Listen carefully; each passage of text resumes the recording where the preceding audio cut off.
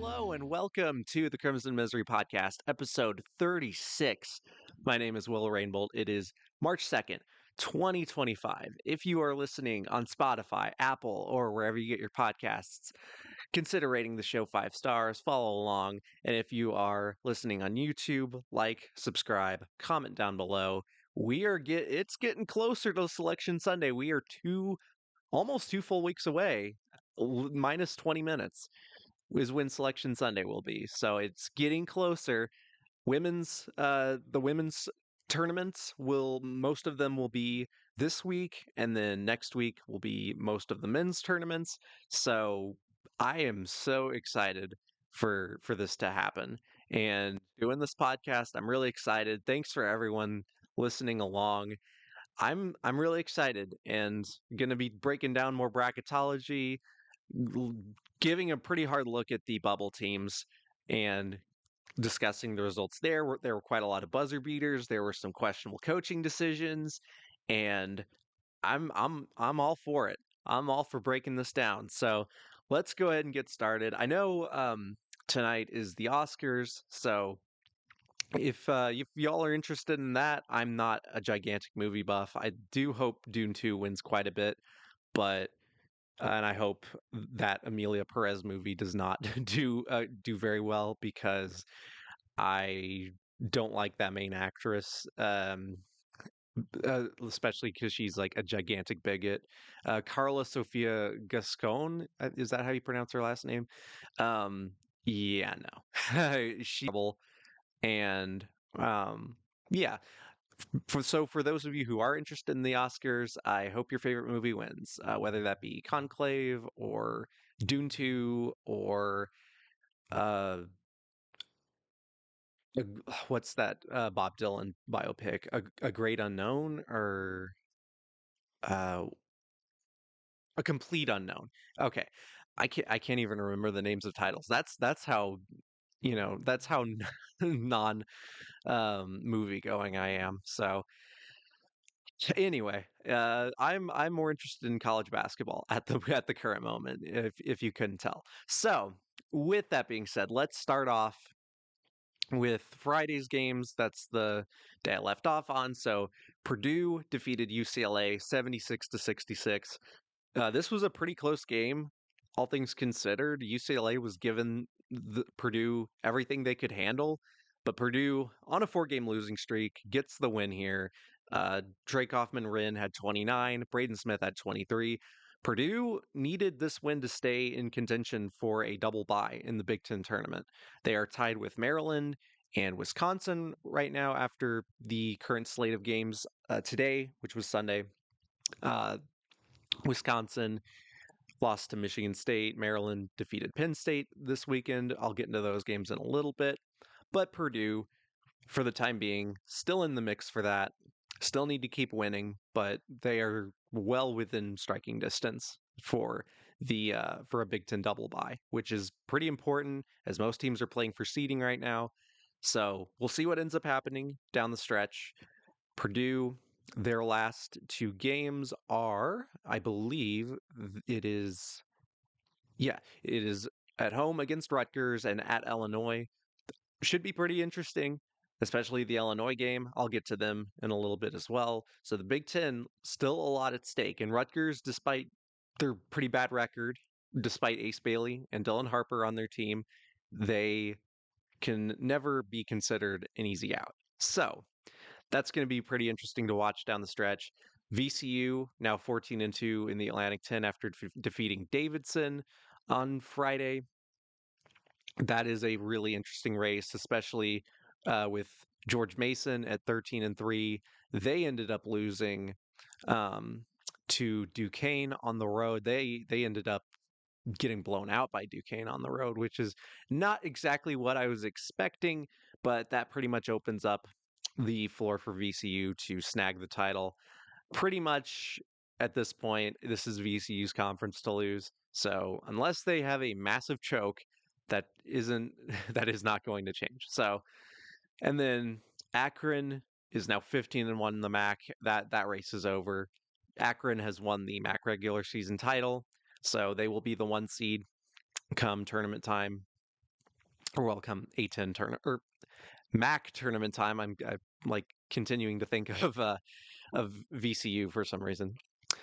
So Saturday, this is something that before I get into the Auburn Kentucky game, we need to completely overhaul the replay system. Do it like the NBA does. Each coach gets like a certain amount of challenges, maybe like two challenges max. Um, because I know officials in college basketball get a lot of shit wrong, and that is so apparent. But man, that first half in the Auburn Kentucky game took forever. Like man, I mean, you could also I forgot to mention this when I talked about the Vanderbilt Texas A&M game, but I think the final like 3 minutes took 20 some odd minutes in real time due to replays and timeouts and media break. Like that was crazy. I mean, it's crazy how out of hand it's gotten for replay and um the speed of the game. It's kind of like baseball trying to fix that the duration for games.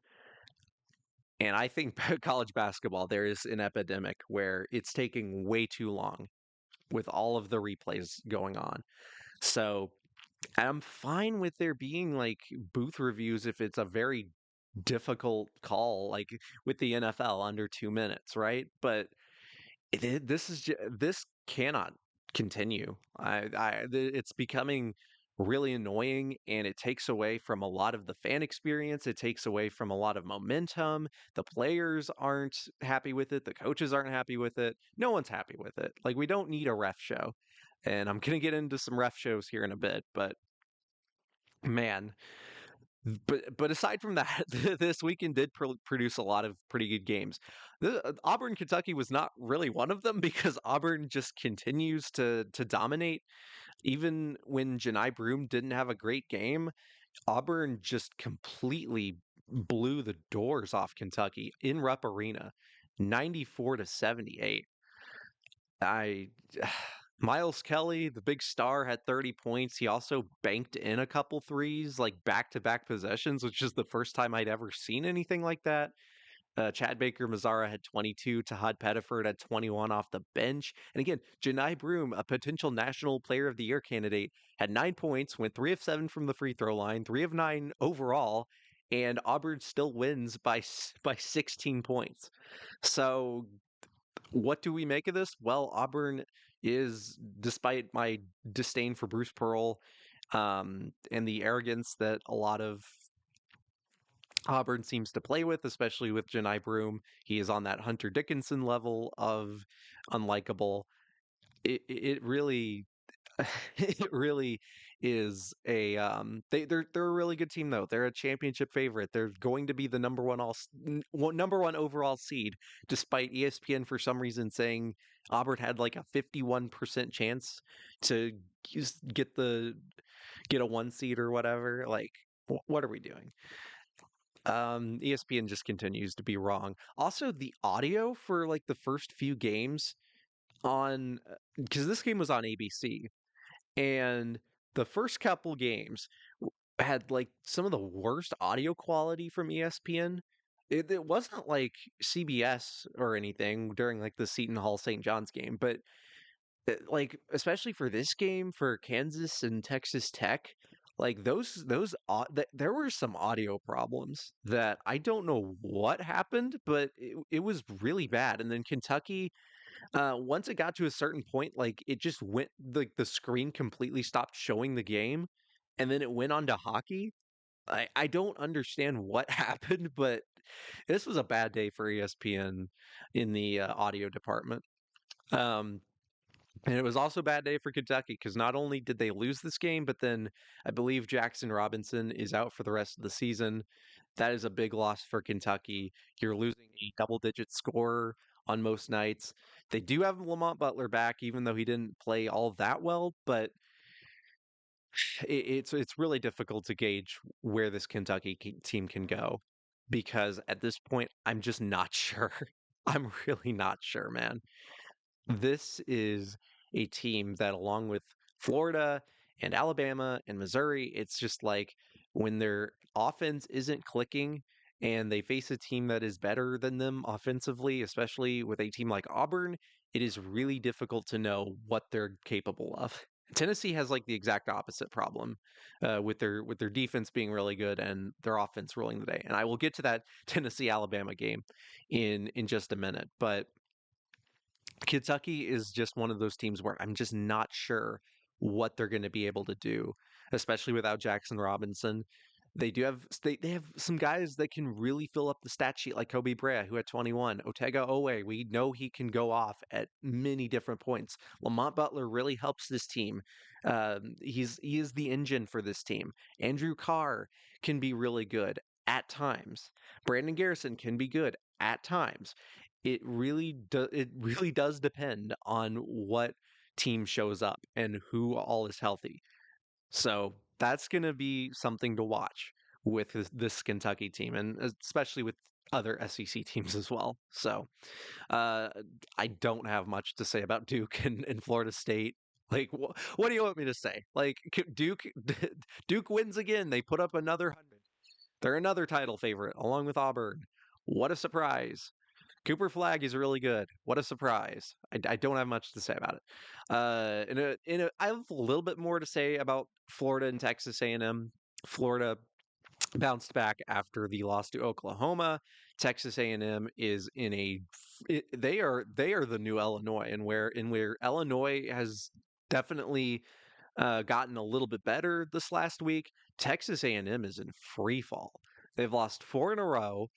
They their offense is just not clicking nearly as much as it should, especially with Wade Taylor. I don't think I they did not look good, especially in the second half of that game against Florida. I get it's on the road, but they did not they did not look very good. Simple as that. And when you're facing a team with guys like Will Richard and Walter Clayton and Elijah Martin and Thomas Howe and Alex Condon, it's really, really difficult to play against. And again, Florida went 14 of 33 from three. They are, again, very offensively oriented team and not much on the defensive end, but they were able to hold Texas A&M, a very slumping Texas A&M team, to 70 points. And that was enough, clearly, because Texas A&M's defense has also not been very good as of late. They allowed 86 to Vanderbilt. They've now allowed 89 to Florida. They are they are struggling. They are really, really struggling. And I'm not sure what the fix is. I'm not sure what they're going to be able to do to get back on track, but I don't know. I don't know the answer to that. Um yeah, and then also just looking at the SEC standings really quickly before I move on. Um, where is it?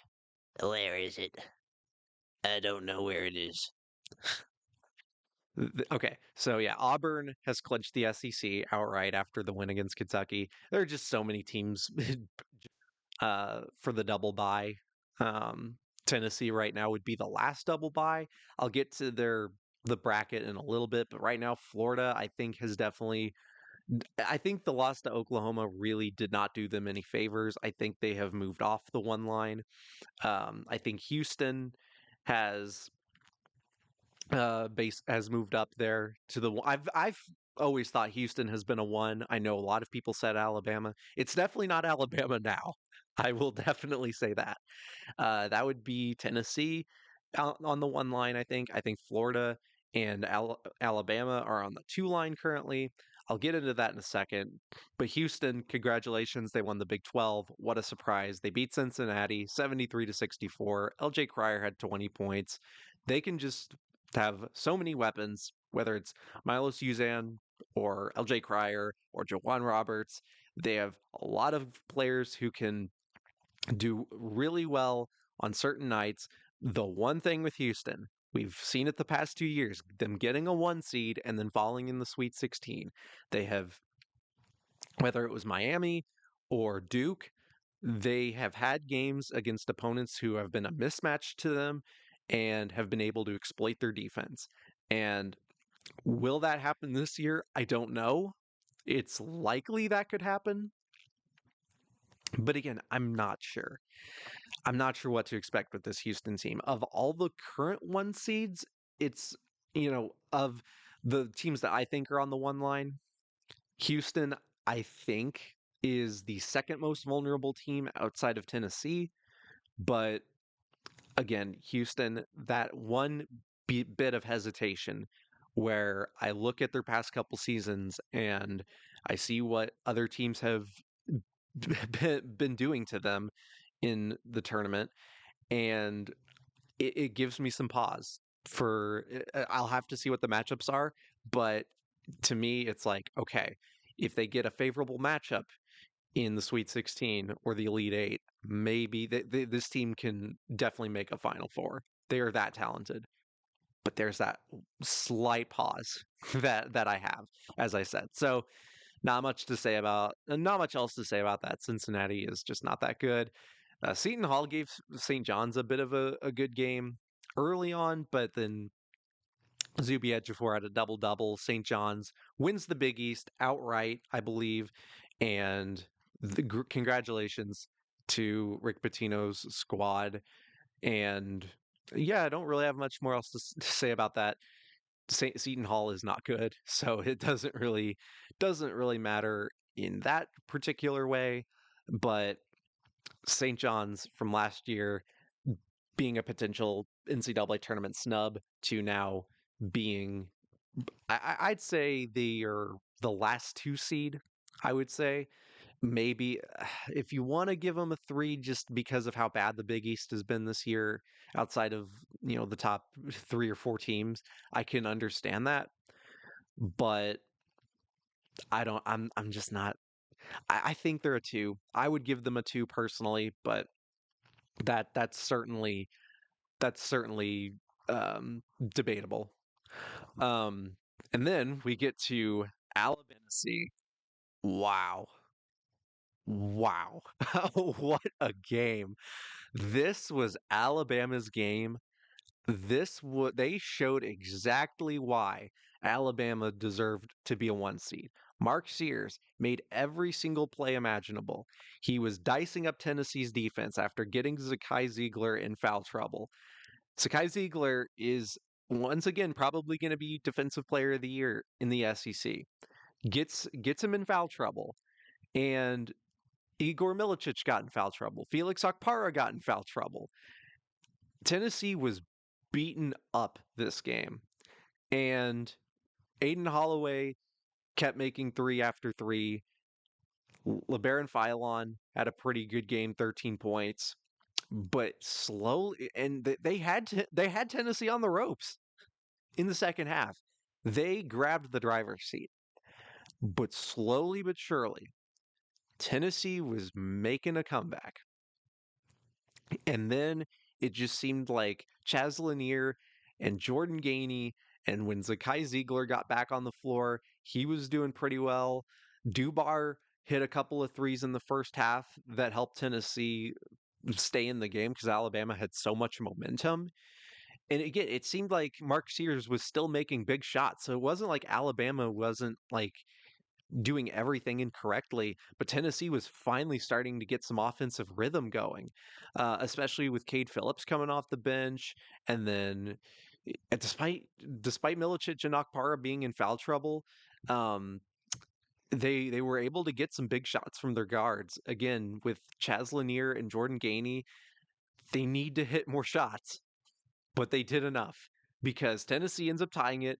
I think they end up taking the lead, and then Mark Sears hits a three. It goes back and forth, and then Nate Oates decides to be like, I don't even know what Nate Oates was thinking because Tennessee still had two timeouts. This was a tie game at 76. And after I believe Tennessee had tied it, Uh, God, this still pisses me off that like that Nate Oates did this because this should be coaching 101. And I literally Don't I've never known a time where a team is inbounding. Alabama was inbounding, okay? And Tennessee forced a 5-second call despite Alabama having two timeouts. Two. That is malpractice. That is Mike Budenholzer type levels of incompetence. That is terrible. And Tennessee gets the ball back. And I believe Alabama, I think they were under their own basket. If that's not, I mean, I think they were under their own basket trying to inbound and they couldn't. It was so stupid. Um, so Tennessee gets it back with like 3.6 seconds left. And they end up inbounding it. Jemai Meshack gets the ball and hits a nearly a half court buzzer beater. It wasn't quite half court, but it was still crazy. Tennessee wins 79-76, moving to the one line. Um, Alabama has been very shaky as of late. I know they've had some good wins against Kentucky and also Mississippi State, but at the same time, there is some pause. They were clearly outworked by Auburn. They gave up 110 to Missouri, and then they could not inbound the ball against Tennessee, and gives up a half-court buzzer beater to win the game. Wow, I mean this game was crazy. It was everything. One of the games of the year so far, if not the game of the year. And it does not lighten up because Florida's next. They host Florida and then they go to Auburn again. Auburn has already beaten them by 9 at home. So this is going to be another test. Uh, both of these games are going to be tests. Um, for Florida, it's a chance to maybe get on to have a shot at the one. And for Auburn, it's just like another game where, oh, hey, we get another um, one of the best quad one opportunities you can possibly get against Alabama. This is going to be really difficult. And there's a little more pause for me about Alabama. The thing is, they made a Final Four run last year. They brought a ton of players back.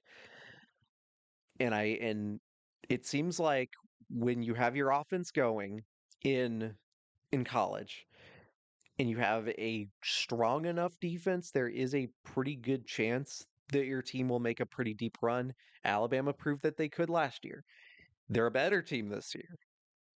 But that still is like there's that little thing in the back of my head like this Alabama team is pretty vulnerable when they aren't hitting shots and when their defense is as bad as it is. They are still like they're still a hard team um to bet against and to pick against because they are just so talented.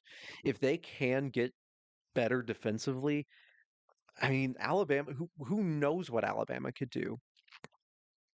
But right now, they've been struggling as of late.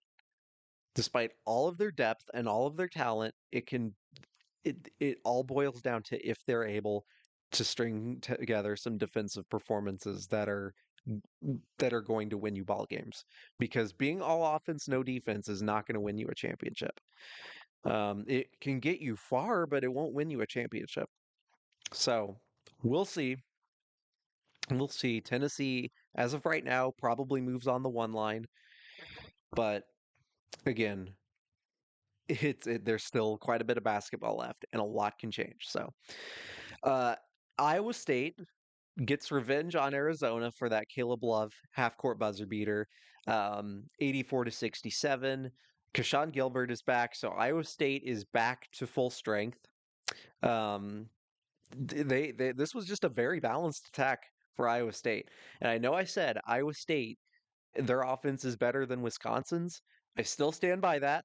I still stand by that. I will especially get to Wisconsin in a little bit.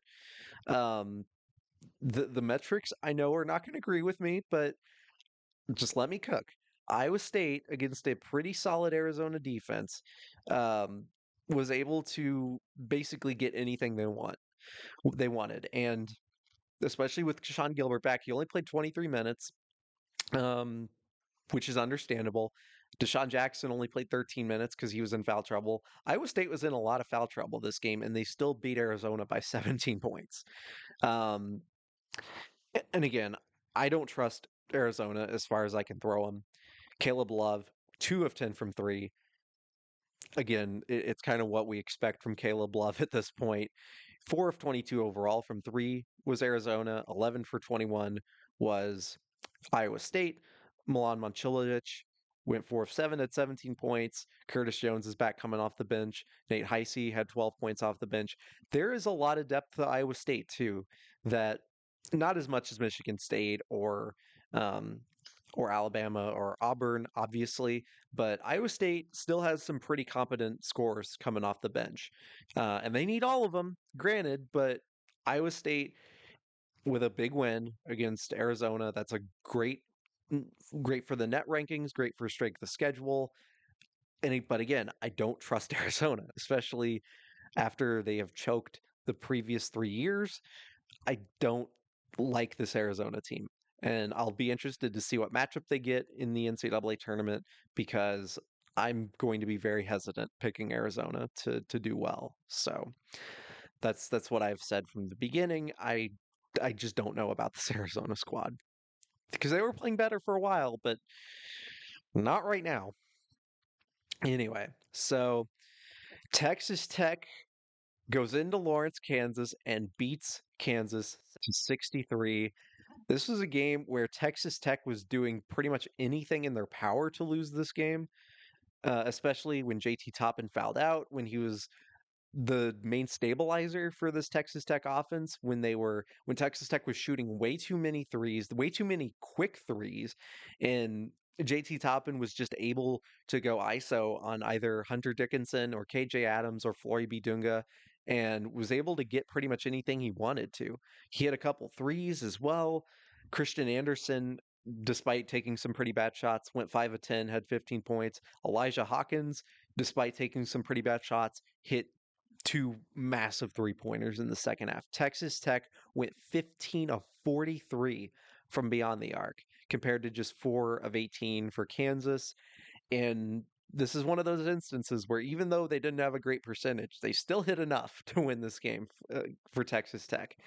And I mean, for Kansas, I said it so often. I said this so often where Kansas, yes, they beat Colorado and Oklahoma. They beat Colorado twice, and they beat Oklahoma State. Okay, those were their 3 wins in their last 7 games. They've lost at Kansas State. They have lost at Utah. They have lost at BYU, and now they have lost at home to Texas Tech, a team that you need a win against if you want to improve your seeding. Despite 21 points, all right, 21 points from KJ Adams, who has not been playing incredibly well this year, at least not like he was in previous years. Hunter Dickinson, actually a decent game, 18 points. Not he still was missing some chip shots and he was definitely not playing the best defense as he normally does. Um Rylan Griffin hit some big shots down the stretch. David Coit hit a three to put Kansas ahead in this game, but Texas Tech just continued to battle back. Despite JT Toppin fouling out, Elijah Hawkins hit some big threes. Christian Anderson hit some big threes down the stretch. And so Texas Tech was up three, where they had to inbound the ball after Kansas because Kansas kept turning it over as well at like the worst times. They were just so undisciplined. Where it was they finally appeared to have turned over Texas Tech. I'm not sure if it was a foul. It looked like a foul initially where Texas Tech, I believe it was Hawkins, ended up going out of bounds. The refs ended up calling it a foul. Kansas was like throwing stuff on the court and causing a big commotion, but Kansas did end up turning Texas Tech over, and I believe, was it on a 5 second call or was it? I I can't I can't quite remember. Or did they just end up stealing it? Well, either way, Kansas ends up getting the ball back and ends up taking like the worst contested three you could possibly imagine. Um, like I don't I don't even know. Um, I don't even know what Kansas was thinking. Like they had like time to get a two to make it a 1 point game, and they had just turned Texas Tech over. So try to do it again. And they took like a, a contested three with like 9 seconds left. Texas Tech gets the rebound. They make the two free throws. They win the game. So, like, yes, was it like right call, wrong call? Kansas still did not take advantage of it because they did end up getting the ball back with like about the same amount of time, and they still fucked that possession up so badly. So it's like Kansas, like, yes, like it could have been a bad call. You still screwed it up. You still lost. Like good comeback attempt, good games from KJ Adams and Hunter Dickinson. You still lost because your team is not that good. The other thing I will say though, like Zeke Mayo did not have a good game. He only had 5 points on the year. Zeke Mayo is averaging 14 points per game, which is he's been one of your better guards this year. And Kansas fans decided it'd be a great idea after they lost this game. Like Zeke Mayo did not have a good game. Players don't have good games sometimes. They decided to take their frustration out in Zeke Mayo's Instagram DMs and were saying a bunch of racist stuff toward him. They were issuing death threats. They were telling him to kill himself. That, like, every time that happens to someone, especially a college athlete, like you shouldn't be doing that to anyone, right? Like you shouldn't like morally do that, ethically do that. Just as a human being, you shouldn't be doing that to other people. And that was disgusting. There was disgusting behavior. So Zeke Mayo made a statement. Bill Self made a statement. Um, so yeah, I'm sure Kansas fans, a lot of them are rallying behind them, but there were quite a few who were not very happy and are also pretty racist. So um, yeah, I just that was pretty upsetting to see because no one should be given a death threat. That's just not like, well, maybe not everyone, but like especially for college athletes, right? I mean, it's they're trying to do their job while in school. They have a lot of pressure on them. Just knock that shit off, okay? Knock that off. Every time I see that, it's like it's so infuriating. You were probably either a 45-year-old man with with a beer gut or you are a 14-year-old troll. Okay? Either way, you are scum. So, that's all I have to say about that. Not a ton to say about Clemson beating Virginia. Clemson uh, continuing to be right around the 5 to 4 line. Need to keep winning games like this. I know the ACC's trash, but Clemson is making the most of their opportunities. Ian Shefflin had 21 points, 13 rebounds, and you're right now. Clemson is still again if they are able to win out and Duke slips up at North Carolina, there's a chance that Clemson could get. Um, there's actually a chance that Clemson could get the 1 seed in the ACC tournament. That's kind of crazy because they have the tiebreaker over Duke. So, is it a is it a good chance? Probably not, because Clemson also would have to win out, but we'll see. We'll see. Um, yeah, so Missouri also screwed this game up. They were leading pretty much almost wire to wire in this game. Every time Vanderbilt would make a run, Missouri would always have an answer. Caleb Grill once again had 28 points to lead the way.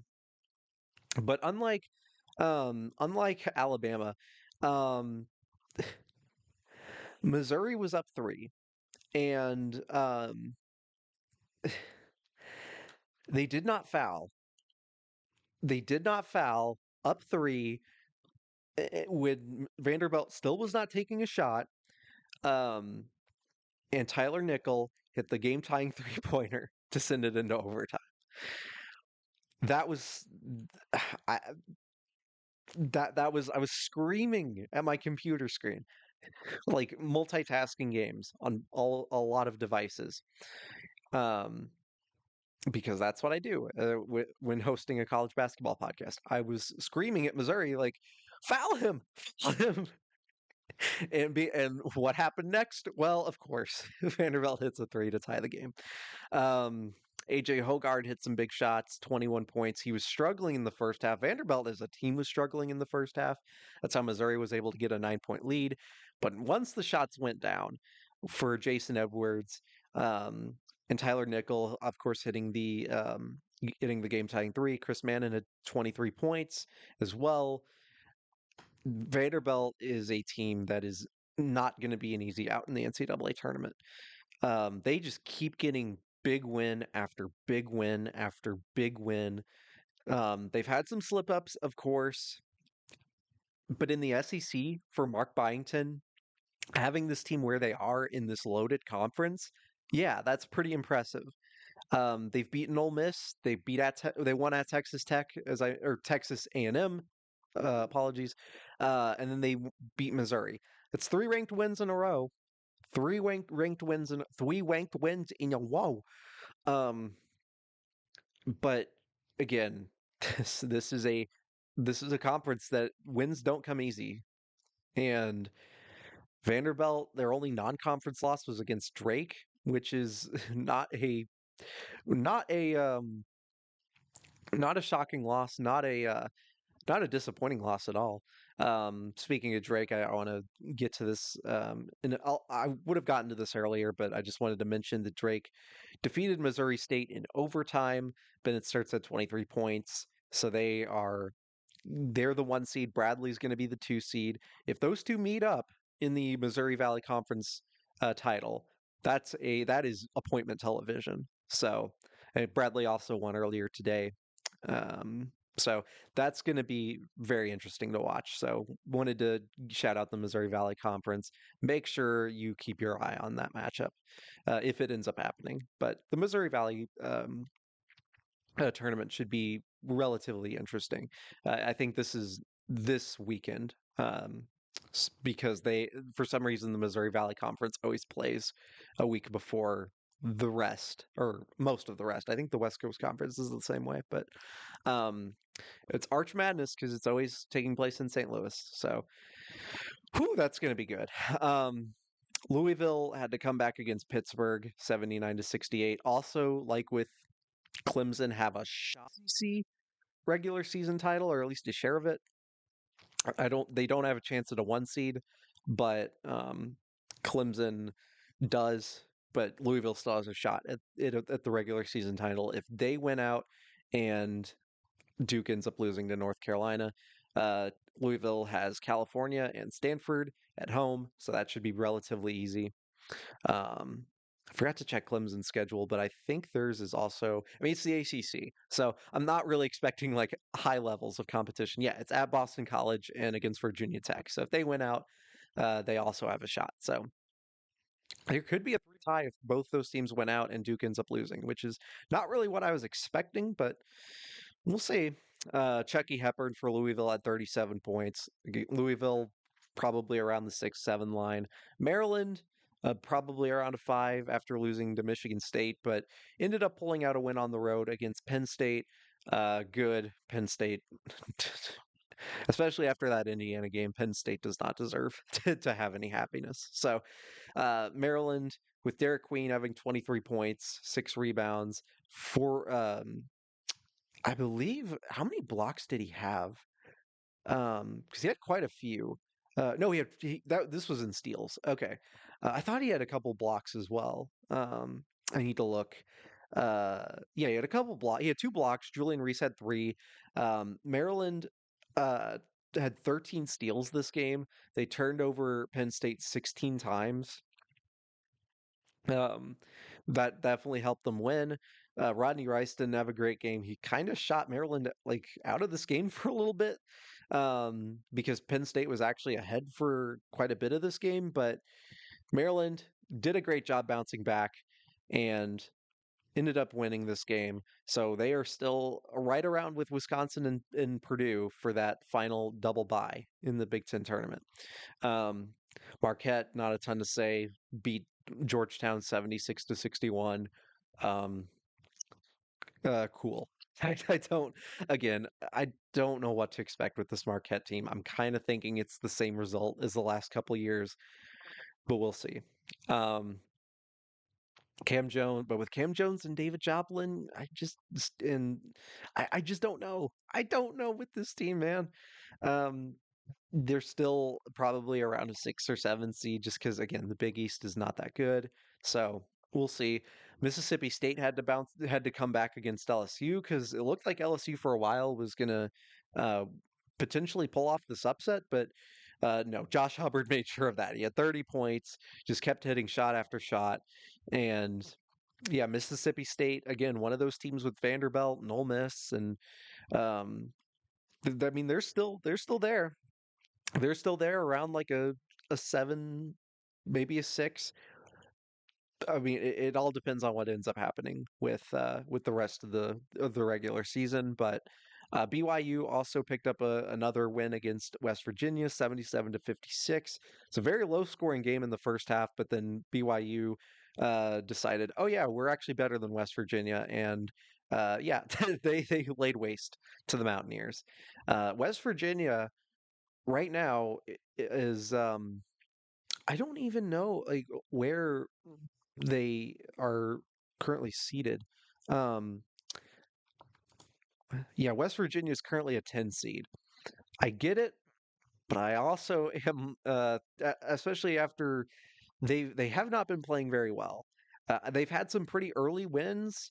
Um, they're winning games that they should be winning. They have a couple wins against Cincinnati, and they're beating up the bottom of the Big 12. But like they have not been playing very well as of late. They have wins against Iowa State and Kansas. They have a win against Arizona.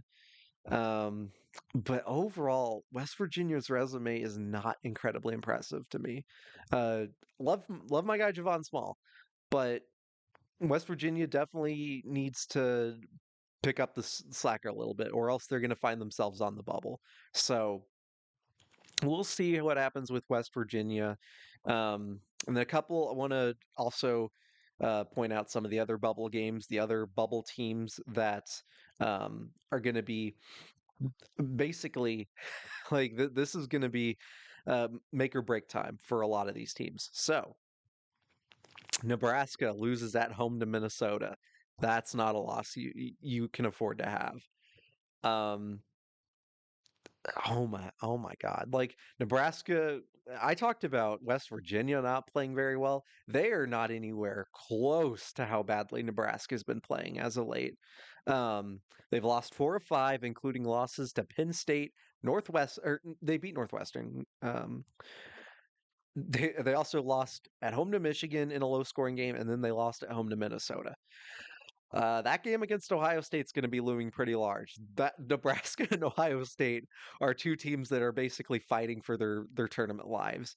So Tuesday is going to be a pretty interesting matchup at 9 o'clock. Whoo boy, whoo boy. That's going to be a wild finish, especially because Ohio State's Indiana. Speaking of Indiana, they won. They won. They beat Washington. They they this was again. They looked pretty good. Malik Renew, after missing the game against Penn State, he played pretty well, and Luke Goody also was knocking some pretty important shots down.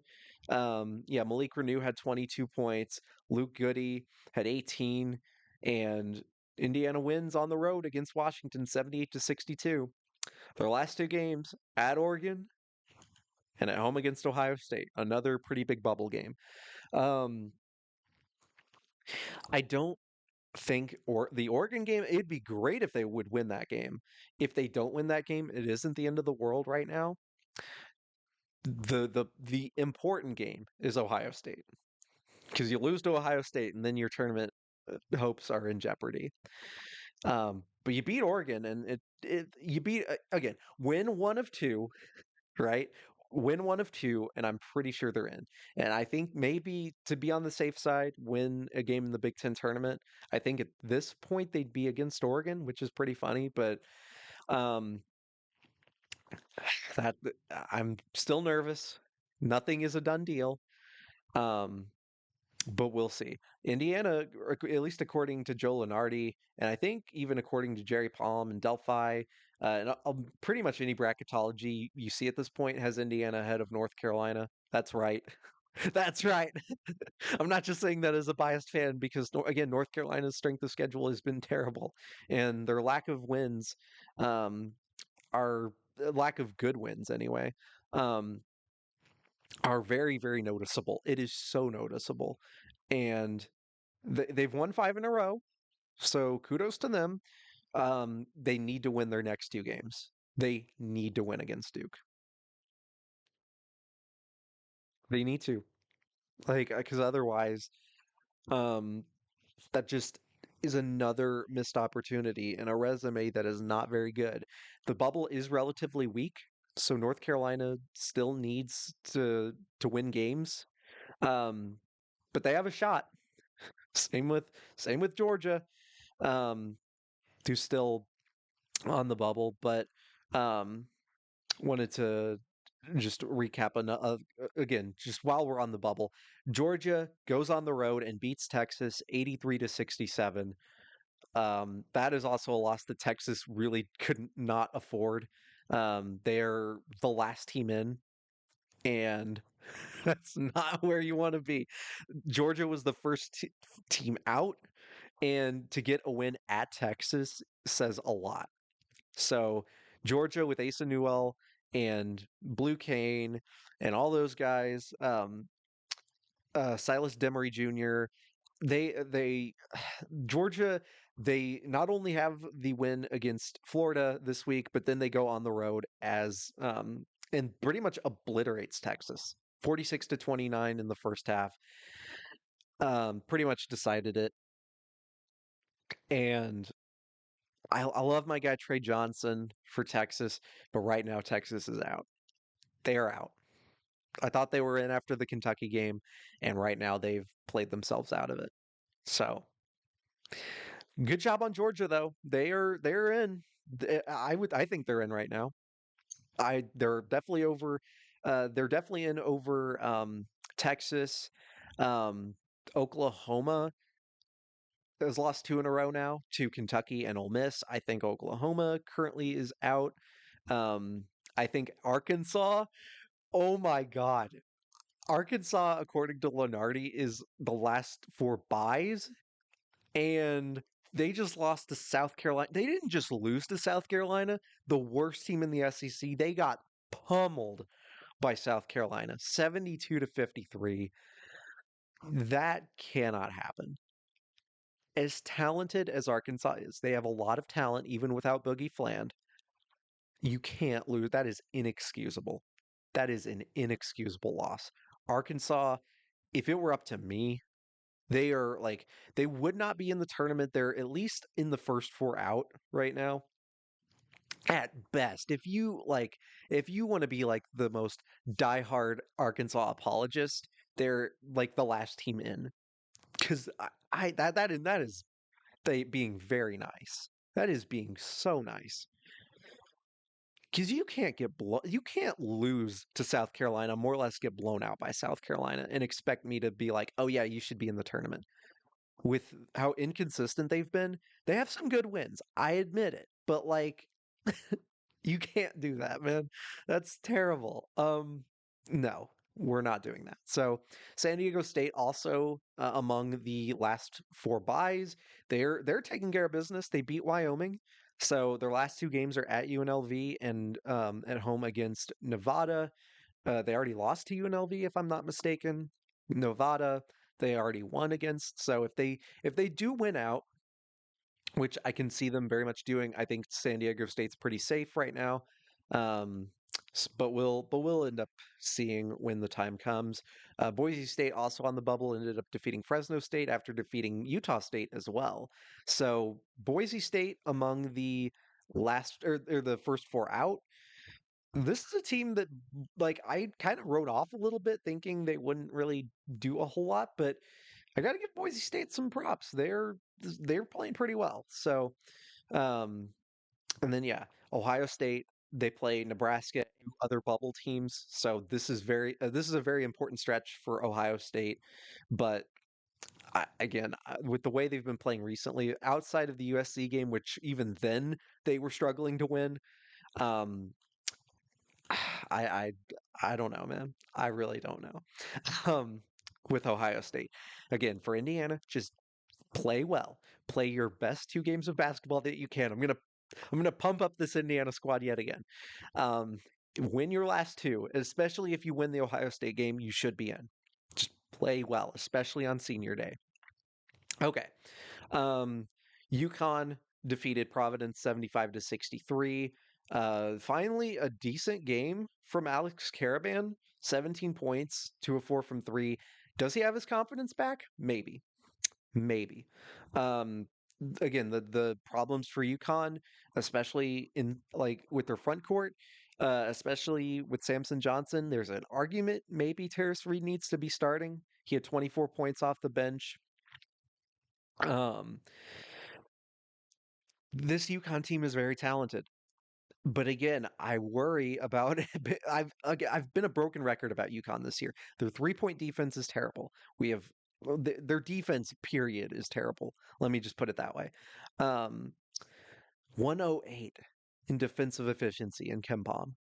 That's bad. Like that's really bad.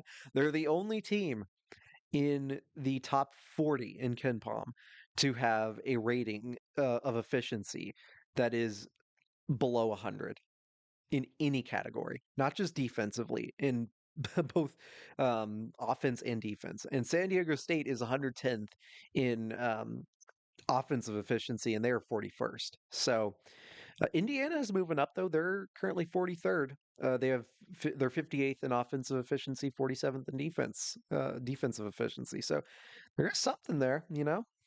um, I'm getting ahead of myself. But yeah, again, UConn, they are either a team that is going to make an Elite Eight or Final Four run. I don't think they're going to win it all this year. I'm pretty comfortable in saying that, but I can see them making a run, or I can see them getting upset in the first round. Uh, in terms of where they're going to be seated, probably on the 8-9 line. I believe that is where Joe Lenardi has them, Mexico, right now. Um, that's going to be an interesting matchup if that ends up happening. But again, I just have so many reservations with UConn, especially with this year's team. So, anyway, speaking of New Mexico, they thrashed Air Force 92 to 71. That is not a surprise, as Air Force is one of the worst teams in in college basketball this year. So not a big surprise there. Ole Miss, as I kind of alluded to earlier, they were trailing, but then Sean Padula had 26 points. He's basically this year's version of Marshall Henderson. For those of you who remember Marshall Henderson when he played at Ole Miss, one of the biggest hotheads to ever grace the court. Um, so, but Sean Padula hit the game-winning three pretty much, and Oklahoma again has been struggling. They're now 4-12 in the SEC. They're with how weak the bubble is, though. I mean, they're still alive somehow. I don't get it, but anyway, um, yeah, that's pretty much all I have to say on that one. Yale suffered their first Ivy League defeat, losing to Harvard 74 to 69. Uh, Yale still should be the favorite to win the Ivy League tournament, but we'll see again. Oregon, speaking of which, beat USC 82 to 61. Um, again, for Indiana, just play well, play well. I've said my piece about Oregon, how they're I'm not entirely sure what their guards do half the time, but when they face weaker competition, they've seemed to play pretty well this year. So that's That's kind of what you want out of your tournament teams. So anyway, Xavier also on the bubble. They beat Creighton 83 to 61 at home. Um, I don't exactly know what to make of this Xavier team, especially if they get in the tournament. But Creighton is also a team I don't trust completely because they have plenty of games like this where they just play really poorly. Um, Ryan Kalkbrenner, once again, 23 points, 12 rebounds. If he plays well, that is about as far as Creighton goes. Okay.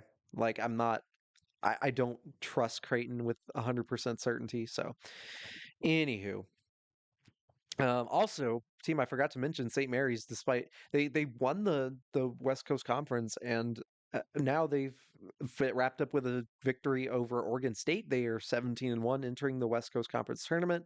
Um, yeah, another great win for them. So, and that definitely eliminated much hope that Oregon State had for a tournament run. So, anywho, with that being said, um, here we go. Here we go. Oh, well, it had to come to an end eventually, didn't it? Green Bay, Doug Gottlieb. Uh, come on. I wanted them to get a streak going, you know? I wanted them to, after they defeated Detroit Mercy,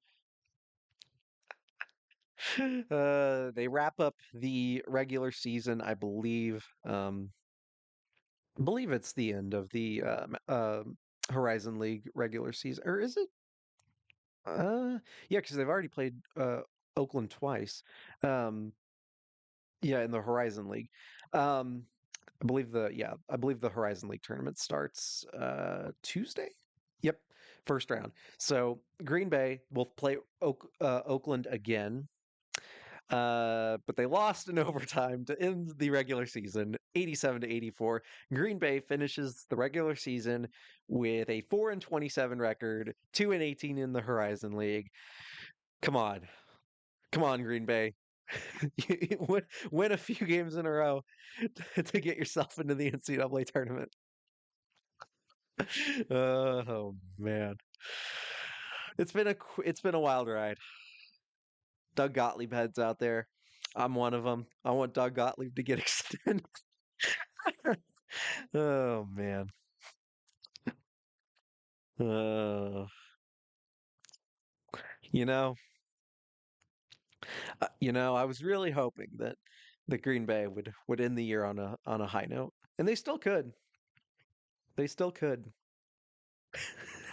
No, they won't. Anyway, uh, maybe they'll get a win in the Horizon League Conference tournament. No. Um, anyway, speaking of the ball, Baylor defeated Oklahoma State 71 to 61. Uh, Baylor needed that win to stay alive. McNeese is now 18-1 in the Southland rather, after defeating Lamar 68 to 66. I mean, Lamar was one of their better opponents this year. Um, McNeese, their one loss in conference play was to Nichols. So this was a game that Lamar definitely could have they definitely could have handed the upset, but one of those teams that being like probably a 13 seed, 12-13, that's not a team that teams on the 4 or 5 line are going to want to face. So that's going to be something to watch out for. Um, we'll see though. We shall see. Um, in the Big Sky, Northern Colorado and Montana are both 14-3. Northern Colorado defeated Northern Arizona 83 to 73. Both UC San Diego and UC Irvine ended up winning in their games.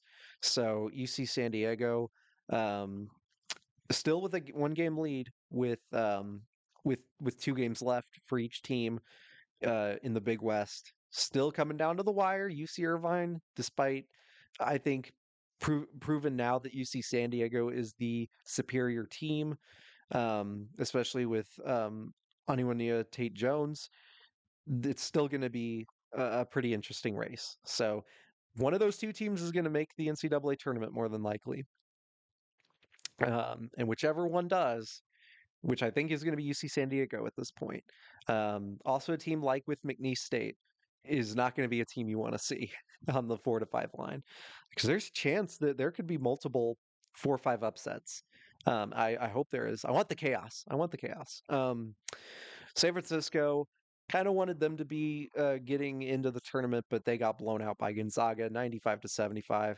I talked about Gonzaga's resume not being very good, but I gotta hand it to them. They make a habit of blowing out some of the worst teams in the West Coast Conference. There's that, and then going to Sunday. Couple of games I wanted to note. Michigan State basically is in pole position for the Big Ten title. It's going to pretty much come down to the game against Michigan if Michigan State does end up losing against Iowa, but Michigan State 71-62 over Wisconsin. Again, with Michigan State's depth in their front court with Carson Cooper with some highlight reel dunks. Cohen Carr also had some spectacular dunks on the fast break. Those I believe were his only 4 points of the game, but they were allowed 4 points. Trey Holloman did not have a great shooting day after hitting the half court buzzer beater against Maryland. Um, Went 0 for 6. But Frankie Fiddler had a pretty good game. Again, I talked about Carson Cooper. Jackson Kohler had 10 points. He was still very solid. Again, with Michigan State being able to neutralize Wisconsin's front court with Winter and Crowell and Carter Gilmore and Jack Janicki, um, I know Wisconsin was without Max Klesmet today in today's game, but I still I've been saying it like Wisconsin's offense gives me some pause because of one man, and that is Greg Gard. I don't really trust Greg Gard in tournament in come tournament time. I think we've seen it over and over again that Wisconsin's teams always flame out in some way, and I just feel like that's going to happen again. They played well on the road for the most part, but shooting wise, they went 5 of 32 from three. That's not a formula that's going to get it done. Jaden Akins also was basically the savior for Michigan State in the first half. Believe 3 of his 4 threes came in the first half. Finished with 19 points. Um, Jace Richardson also had made some big plays defensively as well. He and um, I mean, he's a guy even when he isn't scoring impacts the game a lot. So not a lot of turnovers this game. Not a ton of fouls were called. I liked it, for Big Ten matchups. Yeah, I'll take it. So Michigan State pretty much like on the 2 line right now. Wisconsin, I'd say about. I know people are saying they're a two seed. I think they're a 3. Um, I just don't know if this team just reeks of previous Wisconsin years where I thought they were going to be really good and not. So, um, anyway, that's about what I have to say. Speaking of Michigan, oh my God, this was a shocker. I thought Michigan was gonna blow Illinois out, but I was wrong. Illinois wins by 20 on the road against Michigan. That was a surprise. I was really surprised by this game. Not only was Michigan not rebounding, Illinois was getting a bunch of offensive rebounds. They were fine. I mean, the percentage wasn't great, but they were hitting threes. They hit 14 threes. Like if this Illinois team shows up, this is a very dangerous team. But again, like with so many teams I'm talking about, I'm just like Illinois cannot play well against teams that can defend the three well and can also rebound. And that is a team like Duke. Those are a lot of the better teams that they've played in the Big Ten.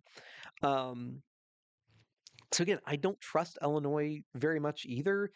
They had a really great game today on the road. I think this game, while it does say a lot that Illinois can win games like this, I think this also says a lot about Michigan. Danny Wolf did not have a very good game, only had 9 points. Vladislav Golden had a pretty good game with 22. I mean, I know his parents from Russia, or his family from Russia was in town to see this one. Um, but man, Michigan did not play very well at all. They were just getting outworked at almost every single turn in the second half. And when Danny Wolf and Vladislav Golden had a pretty good game, but I think Danny Wolf might. I think he's wearing down a little bit. He had 5 turnovers this game against an Illinois team that isn't the best defensively. Um, Currently, Illinois is 35th in KenPom, so Michigan probably should have been a little bit better. Um, but defensively, Michigan basically collapsed, and I don't know. Like Michigan is another team that's giving me some pause because their guards are not that great this year. Trey Donaldson, I like, but didn't have a great game. Um, they rely so much on their bigs, whether it's Will Cheddar or Danny Wolf or Vladislav Golden, and that really is like starting. I can tell they're starting to wear down a little bit. So I just that's not a team that I'm very confident in right now. Is our Michigan. So anyway, Memphis also had to come back against UAB. This game was basically for the American Athletic Conference because UAB was pretty much the only team who had a realistic shot at catching Memphis. Um, in the Atlantic American Athletic Conference. I guess North Texas now, but um, Memphis is currently right there to snag the title for themselves. Dane Danger, 16 points, 17 rebounds. He has been playing so well as of late. So well. PJ Haggerty, 25. Colby Rogers with 21. Tyrese Hunter with 11. Um, I mean, even Musa Cisse had a to help stop UAB's progress in this one. So again, Memphis is one of those teams that's also really dangerous for me, and I get also like I don't want to be a hypocrite and say like, oh, Memphis is like gonna go all the way. No, I understand Memphis as well in previous years, especially under Penny Hardaway. They have been kind of chokers in the tournament or have been underachievers. So I get being hesitant with Memphis. So much talent on it. I just like I hate to throw that away. I don't want I want Memphis to do well. I like this Memphis team. I like watching this Memphis team play basketball. So yeah, right now Memphis, I would assume about on the 6 line if I had to say. Let's see where Lenardi has them. They are on the 7 line. So yeah, about right there. Um, but yeah, I really like Memphis. But we'll see what ends up happening with the Tigers down the stretch, especially in the American Athletic Association or American Athletic Conference. I hate that conference so much. Change your name, seriously. Um, no, but let's flip to the women's side. We had part two of USC UCLA, and USC wins again. UCLA has 2 losses this year, and they are both to the Trojans. Right now, USC is a 1 seed. I picked USC to win the national title on the women's side. 30 points.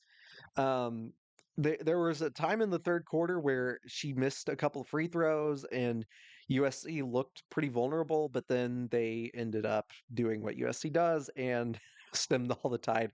Kiki Griffin had 17 points as well. She and Juju Watkins were the only ones in double figures, but it did not seem to matter. They were able to hold Lauren Betts to 11 points. That is not easy to do. That is so difficult to do.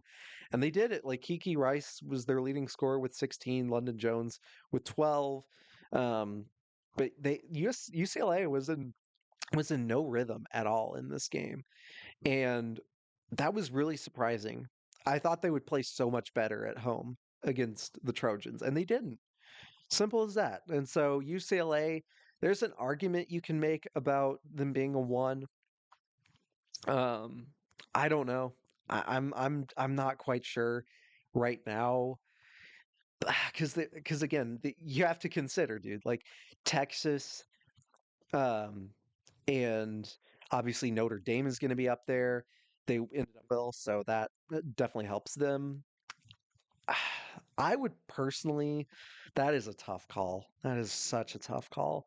Because then you have UConn and South Carolina who are right now on the two line, who are going to be fighting for a one seed.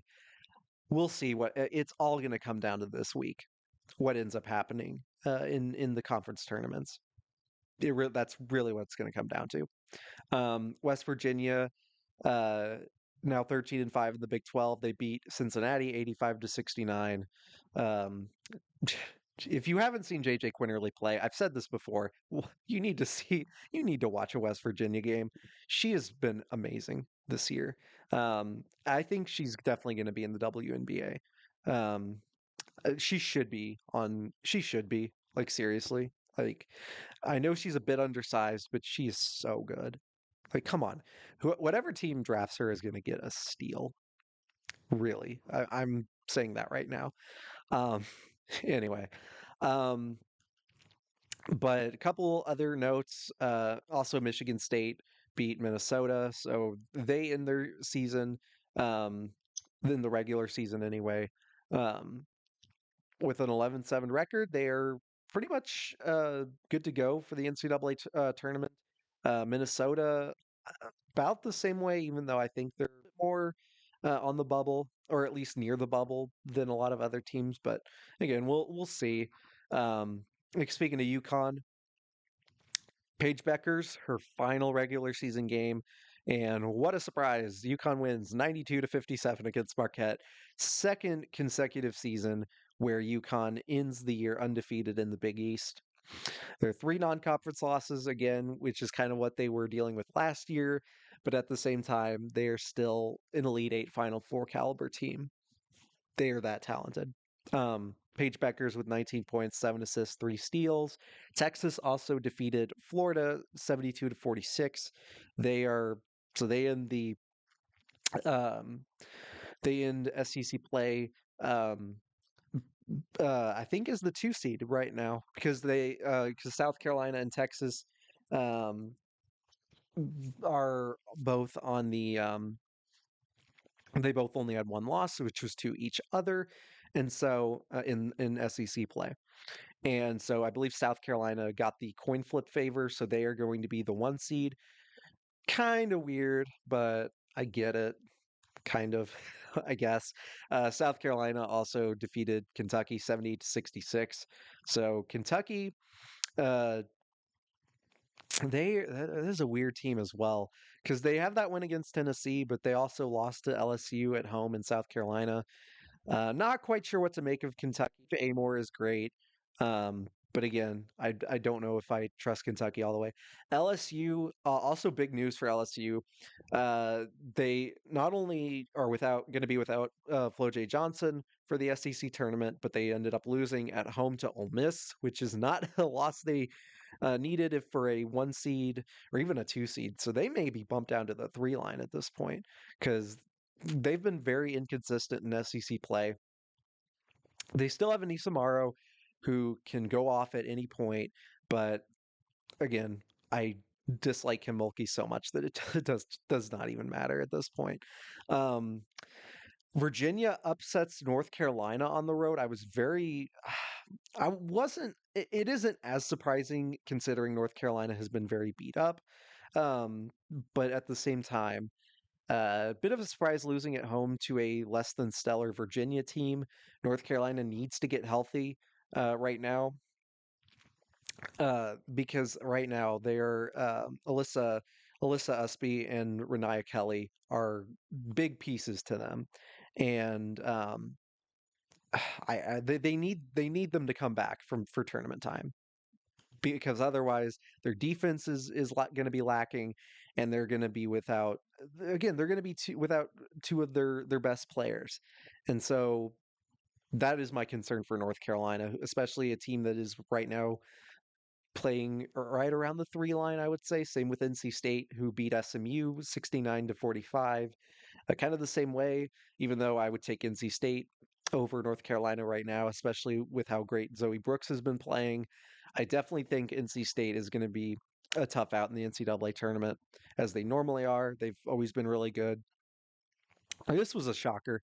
Tennessee losing at home. 72 to 69 against a pretty bad Georgia team. That pretty much almost eliminates Tennessee unless they make a run in the SEC tournament for hosting. Because again, the top four seeds on the women's side get to host, or well, the top 16 teams, but four top four seeds in each region, I would say.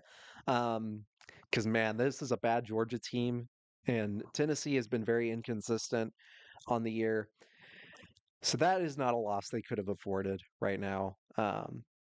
Bad loss for them. Jewel Spear, despite her having 20 points, they just were not that good in this one. Maryland beats Ohio State 93-90 in overtime. Man, I don't really know what to make of Ohio State right now, or Maryland for that matter, because Maryland has been beat up a lot this year, and Ohio State has been inconsistent down the stretch as of late.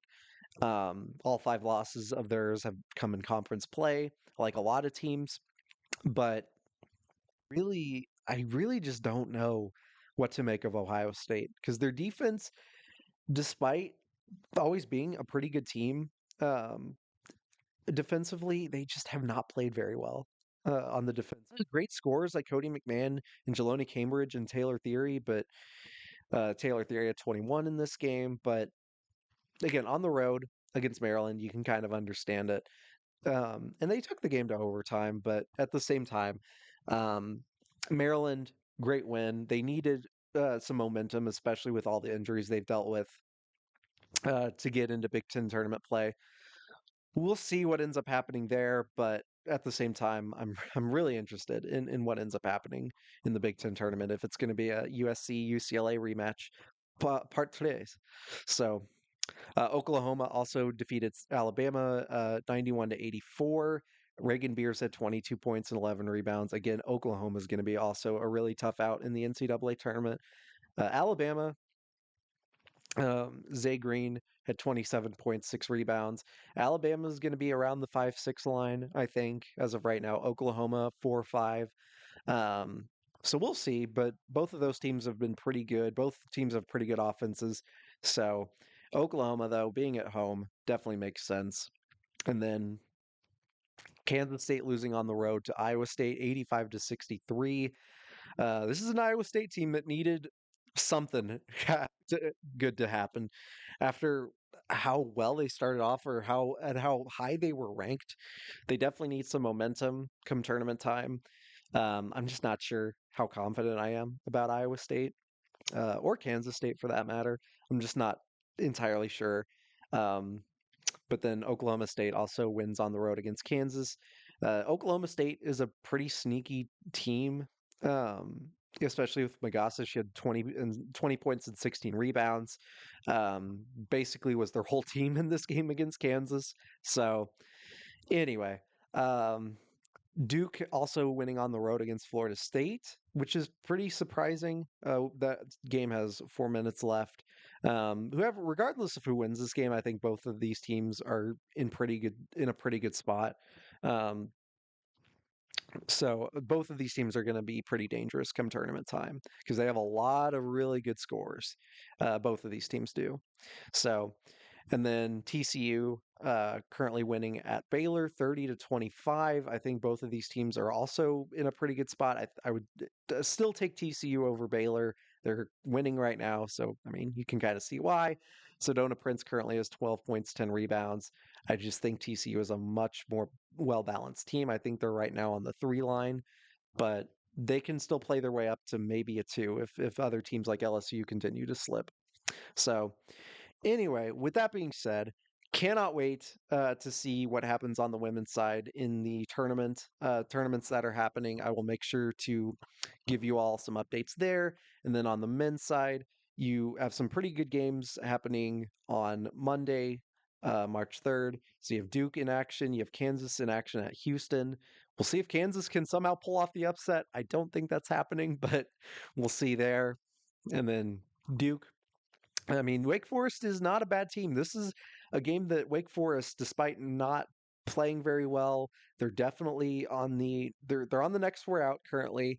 according to Joe Lenardi. If they can somehow get a road win at Duke, that would be insane. Um, will it happen? I don't think so. Duke played pretty well at Wake Forest, but it's not a team that Duke can really look past. And you wonder maybe if they're looking ahead to North Carolina, maybe if Wake Forest can sneak in and pull off the upset. That would be pretty cool, honestly. So, and then a lot of games happening on Tuesday and Wednesday. A lot of top teams in action. You have Florida and Alabama. You also have Auburn going to Texas A&M. Maybe Texas A&M can bounce back. You have BYU at Iowa State. Um, yeah, so I mean, that's pretty much, those are going to be the big games to watch. Tennessee at Ole Miss, Marquette at UConn with another good opportunity to improve their resume, get themselves maybe to the 8-7 line if they're able to beat Marquette, which I think they will. Marquette is very inconsistent. I mean, UConn has already beaten Marquette, so I think that game will go into UConn's favor. They've been playing a little bit better as of late, so my pick would be UConn there. Um, and then Maryland and Michigan is going to be a very interesting one. We'll see if Michigan can bounce back, if Maryland can keep up the momentum, uh, get another win, another quad one win on the road. That's going to be very interesting to watch. But that though for the next 3 days, I'm not going to look too far ahead because that's going to be for a later episode. But I'm still very excited to see both the women's tournaments and then the final week of the men's regular season. That's going to start tomorrow. That's going to start tomorrow. I'm very excited. And yeah, this has been a great weekend. And I encourage you, if you haven't been keeping up with college hoops this year, now is a really good time to start. So, anyway, enjoy it for those of you who are going to be watching the Oscars or who have watched the Oscars. I hope it will be good, and I hope it was good. It depends on when you're listening to this. Um, and then yeah, that's and then hopefully your week is going to be going well. Hopefully you find some time to catch some games, and that's about all I have to say. So anyway, go Hoosiers. Also, yeah, Indiana beat Purdue on the road in women's hoops. I don't even know how I neglected to mention that. But Indiana beat Purdue on the road. Pretty good. That's their 13th consecutive win on the road, by the way. Yeah, they definitely needed it too. Because if they lost that game, I don't think they'd even be in the tournament. That's how bad Purdue is.